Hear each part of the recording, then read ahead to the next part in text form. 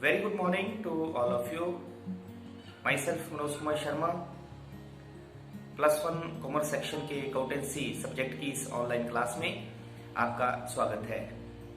Today we will discuss what is trading count, how the trading count is prepared and what is the format of trading count. इस video के बाद आप ये जान पाएंगे कि व्यापारिक खाता किसे कहते हैं, व्यापारिक खाता कैसे बनाया जाता है और व्यापारिक खाते का क्या प्रारूप है. जैसा कि हमने आपको बताया कि वित्तीय विवरणों में कोई भी व्यवसाय व्यापारिक खाता, लाभ हानि खाता और स्थिति विवरण को बनाता है. इन्हें अंतिम खाते भी कहा जाता है क्योंकि ये खाते वर्ष के अंत में बनाए जाते हैं, इसलिए इन्हें अंतिम खाते कहा जाता है. जिसके अंतर्गत सबसे पहले we will discuss today trading account, व्यापारिक खाता. व्यापारिक खाता वह खाता होता है जो किसी भी व्यवसाय में विक्रय और बेचे गए माल की लागत में तुलना करके सकल लाभ या सकल हानि ज्ञात करने के लिए बनाया जाता है. व्यापारिक खाते की सहायता से सकल लाभ जिसे ग्रॉस प्रॉफिट या सकल हानि जिसे ग्रॉस लॉस कहा जाता है कैलकुलेट किया जाता है. Now we will discuss how the trading account is prepared. In the trading account we will calculate सकल लाभ जिसे हम ग्रॉस प्रॉफिट कहते हैं, और ग्रॉस प्रॉफिट कैलकुलेट किया जाता है sales minus cost of goods sold से. सकल लाभ बराबर है सेल्स बिक्री माइनस बिक्री की लागत. तो अगर बिक्री जो है वो बेचे गए माल की लागत से अधिक होती है तो कुल लाभ होता है और सकल लाभ होता है, और यदि बिक्री की लागत जो है वो सेल से ज्यादा है तो सकल हानि या ग्रॉस लॉस आता है.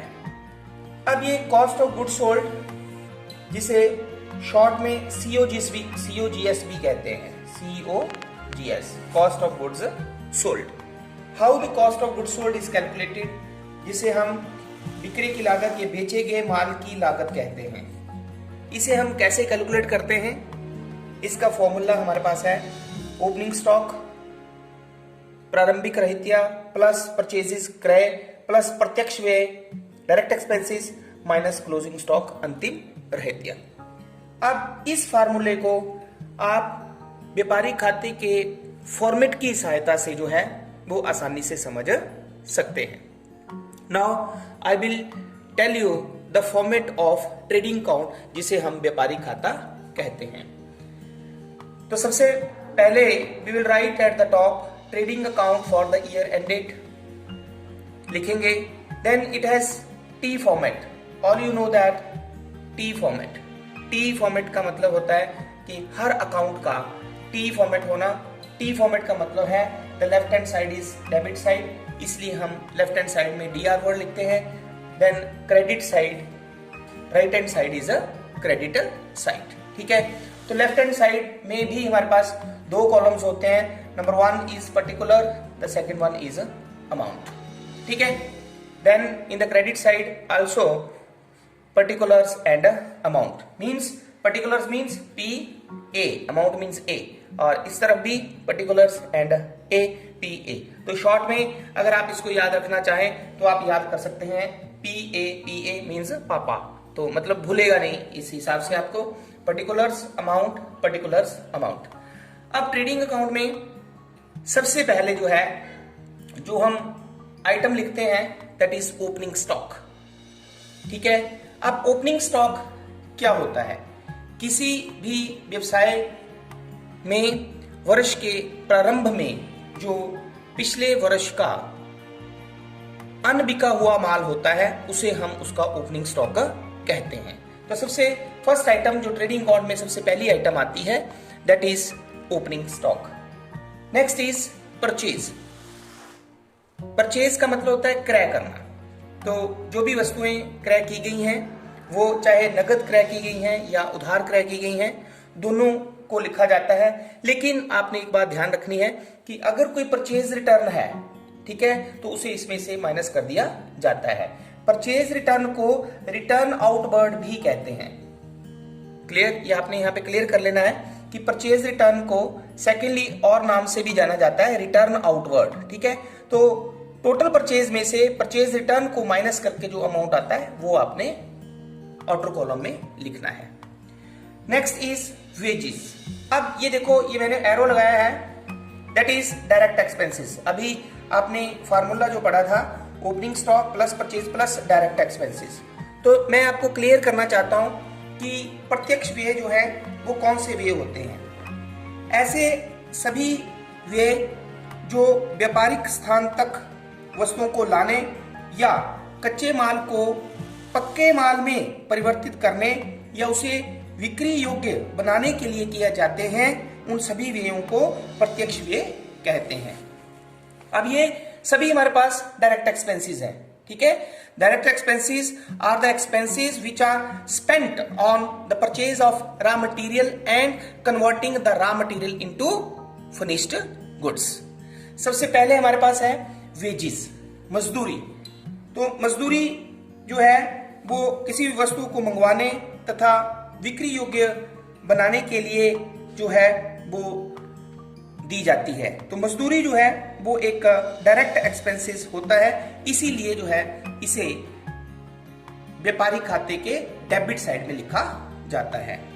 Second expense is carriage inward. Carriage inward, इसको कैरेज भी बोल सकते हैं आप, कैरेज एंड फ्रेट भी बोल सकते हैं आप इसको। तो जो माल क्रय किया जाता है उसे व्यापारिक स्थान तक या गोदाम तक लाने के लिए जो ढुलाई भाड़ा दिया जाता है वो कैरेज इनवर्ड कहलाता है, और ये भी जो है एक डायरेक्ट एक्सपेंसेस होता है, इसीलिए इसे ट्रेडिंग अकाउंट की डेबिट साइड लिखा जाता है। Next one you have dock charges, import duty. तो जब माल विदेशों से मंगवाया जाता है तो बंदरगाह कर, डॉक चार्जेस, इंपोर्ट ड्यूटी जो है वो दी जाती है, क्योंकि ये भी वस्तुओं को लाने के लिए खर्च किया जा रहा है, इसलिए ये जो है वो बेचे गए माल की लागत को बढ़ाता है, इसलिए इसे डायरेक्ट एक्सपेंसेस कहते हैं और ट्रेडिंग अकाउंट की डेबिट साइड में इसे लिखा जाता है। देन इसी तरह से custom duty and clearing charges. तो कस्टम ड्यूटी और क्लियरिंग चार्जेस भी जो है वो डायरेक्ट एक्सपेंसेस होते हैं। Similarly motive power, coal, gas and water. Motive power, coal, gas and water. तो जब हम कच्चे माल को निर्मित माल में बदलते हैं तो ईंधन, ठीक है, कोल, गैस, फ्यूल का जो खर्चा होता है उससे भी जो है वो वस्तु की लागत बढ़ती है, और इसलिए इसे प्रत्यक्ष व्यय माना जाता है और ट्रेडिंग अकाउंट की व्यापारिक खाते की डेबिट साइड में लिखा जाता है। Then next we have factory expenses. तो जब कच्चे माल को निर्मित माल में बदला जाता है तो फैक्ट्री में जो भी एक्सपेंसेस होंगे, इसके अंतर्गत फैक्ट्री एक्सपेंसेस के अंतर्गत फैक्ट्री रेंट हो सकता है, फैक्ट्री इंश्योरेंस हो सकता है, तो फैक्ट्री लाइटिंग हो सकता है। ये सभी जो फैक्ट्री एक्सपेंसेस होते हैं ये भी प्रत्यक्ष व्यय होते हैं और इन्हें प्रॉफिट इसमें ट्रेडिंग अकाउंट की डेबिट साइड में लिखा जाता है। The next one we have excise duty. तो आबकारी कर या जिसे हम एक्साइज ड्यूटी भी कहते हैं, इसे उत्पादन करने के बाद जो है वो लगाया जाता है, इसे उत्पादन कर के रूप में भी कहा जा सकता है। तो ये भी बेचे गए माल की लागत को बढ़ाता है, इसलिए इसे जो है वो प्रत्यक्ष व्यय माना जाता है और ट्रेडिंग अकाउंट की डेबिट साइड में लिखा जाएगा। Then we have octroi.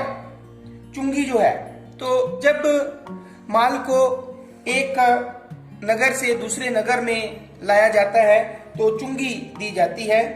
तो ये चुंगी जो है वो नगर पालिका को दी जाती है। तो इस चुंगी को भी जो है, ऑक्ट्रॉय को भी जो है वो प्रत्यक्ष व्यय माना जाता है, इसलिए व्यापारिक खाते की डेबिट साइड में इसे लिखा जाता है। देन वी हैव रॉयल्टी, जिसे आप अधिकार शुल्क कहते हैं।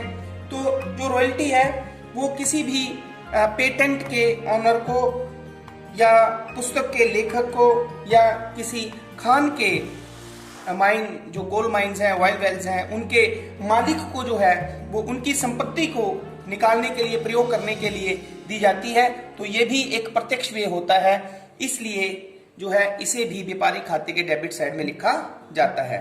Then we have manufacturing expenses.